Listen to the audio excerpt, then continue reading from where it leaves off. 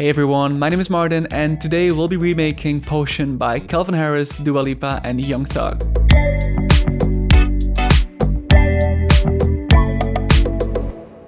So first things first, let's start with the drums, and I actually stumbled upon this Oliver disco loop the other day, which I think sounds quite similar to the one we hear in the original. However, this loop has a tempo of 112 beats per minute, while our project is at 100. So let's adjust this by entering the original loop's tempo of 112 and choosing auto to ensure that the pitch of the drum loop remains at the original level. And then I want this loop to feel a little less bloated, so I'll insert a compressor and slightly decrease the threshold.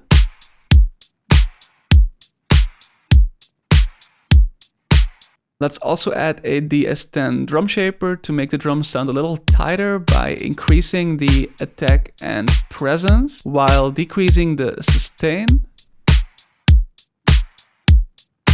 And finally, we want the drums to sound a little less bright and sharp. So let's add an equalizer with a high cut shape. And let's move this filter until it sounds good.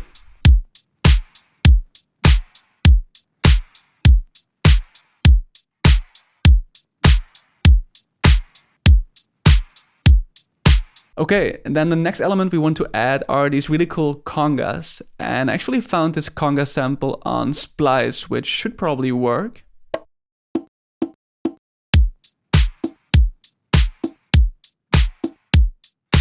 Now let's route the congas to a mixer track where I want to make them sound a little more present and polished. So let's add Decapitator for some analog saturation.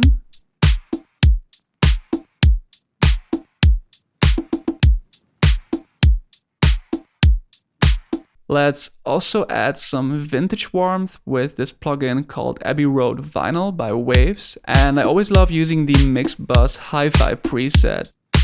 And finally, let's add some room using my favorite reverb, which is Valhalla Vintage Verb.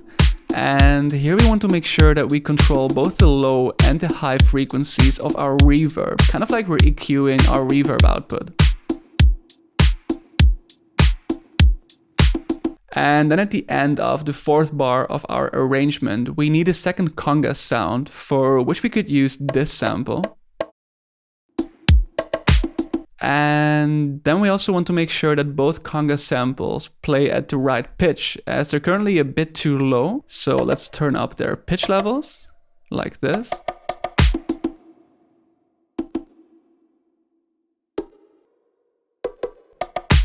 Okay, so now that we've got the drums, let's start with the instruments. And the main sound you hear in the original is a Rhodes keyboard. So let's open Keyscape, which offers many different Rhodes samples. And let's see if we can find a nice sound in there. So this one, the LA Custom Chorus, sounds cool. So let's play and record the chords.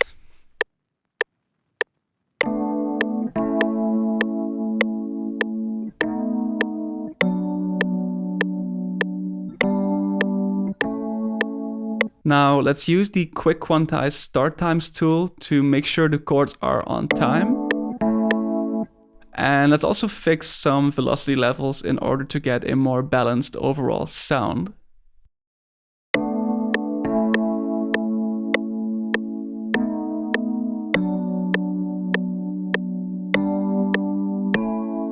Okay, let's now head to the mixer where I want to roll off some of the sounds low end using a low shelf filter.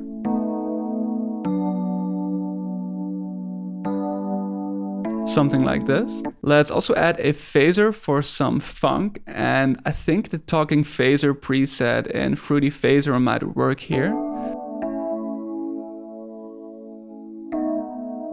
Alright, cool. And then I want this wah filter effect, and I typically use the wah wah component inside the Waves Guitar Stump plugin. So let's insert that one, and let's play around with these knobs a little.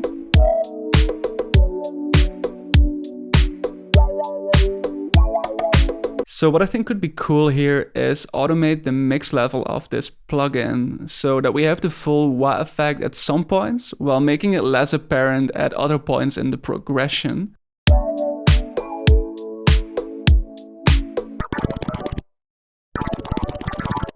Alright, so let's play what we've got so far.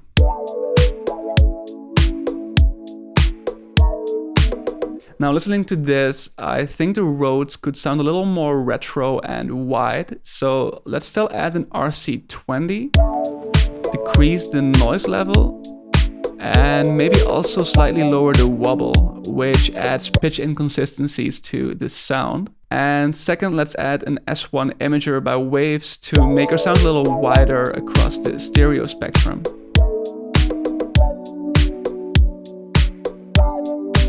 And then we can move on to the next sound, which according to Calvin Harris in one of his very short tutorials is a Fender guitar that plays the same chords as the Rhodes to add this disco funk texture. So let's open Trillion and load the clean Fender sample. And then we're simply going to copy the Rhodes chords, paste them here, and maybe add some strumming to emulate an actual guitar using FL Studio's strum tool. Yeah, I like that. And let's now add some effects to make it sound more vintage and funk. So let's start with a talking filter, maybe from Guitar Rig. Let's then add a tel chorus for these nice little 80s harmonics. Then I want to make this sound way thinner, so let's add an equalizer and cut off most of the guitar's low end.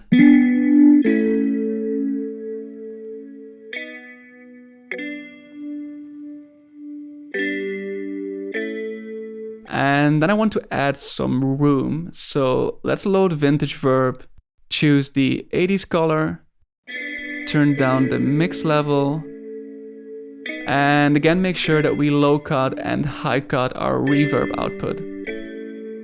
Awesome, so next we want to recreate these little electric funk guitar shots that play in between. And I guess we should start with a simple electric guitar sound from the Electric Soundburst library. And then we'll just process it such that we get this crispy funk guitar sound. So nowadays my go-to preset in Electric Soundburst is the Clean Blue preset. And let's then play and record this little guitar riff.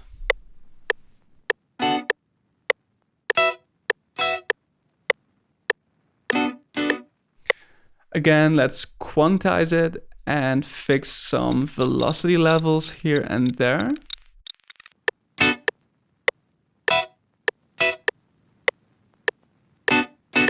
And then I want to add a tel chorus for 80s vibes.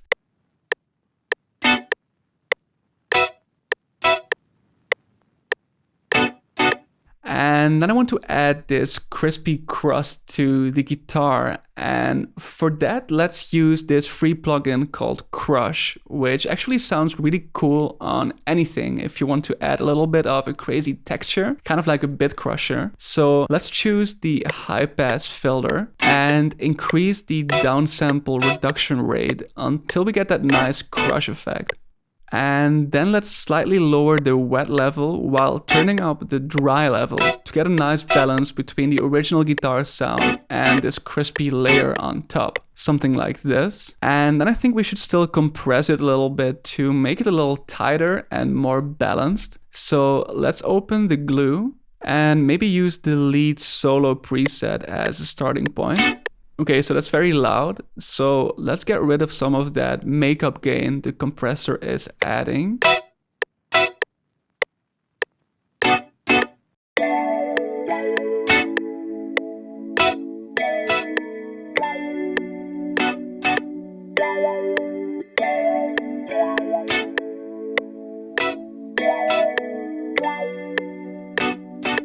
So until now, we've done drums, the Rhodes keyboard, the Fender strums, and the electric funk guitar. And that means it's time for the bass. And based on what I heard in the original, I'm going to use the Scarby Rickenbacker bass in Contact, which alongside the retro 60s and Trillion is probably my go-to bass sound.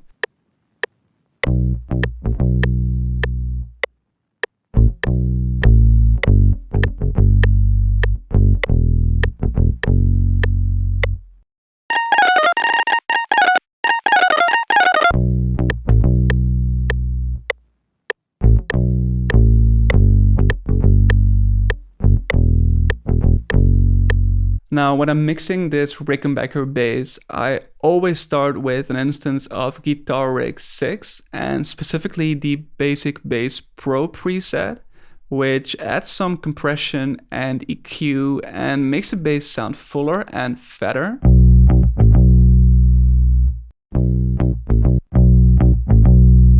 And to then make it even fatter and a bit grittier, I sometimes add Maserati GDI by Waves, where I don't really touch any knobs within the plugin, but I only decrease the plugin's wet level until it sounds natural.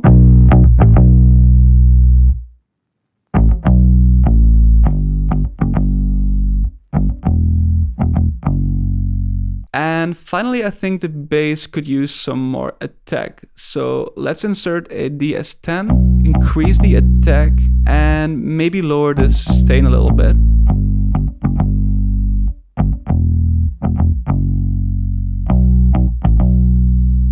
Yeah, this sounds nice. And then we only need to add one final element, which is a slap bass that plays an F sharp as part of the bass line. Now, Trillion contains quite a few slap bass samples, so let's load it and see if we can find a cool sound.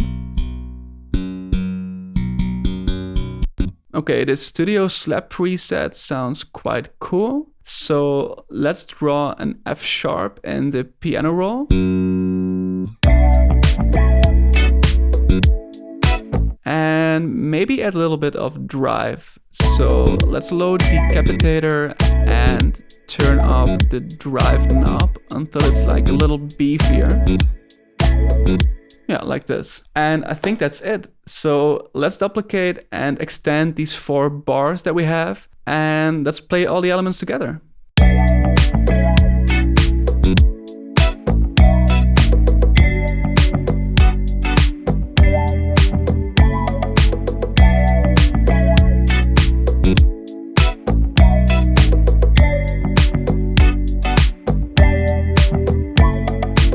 Cool, so that wraps up this production tutorial. I definitely recommend you to go download the free FLP down below, as you may be able to extract some more value by studying the session at your own pace. And with that said, I'd like to thank you for watching. If you enjoyed this video, please leave a like, and yeah, I'll see you next time.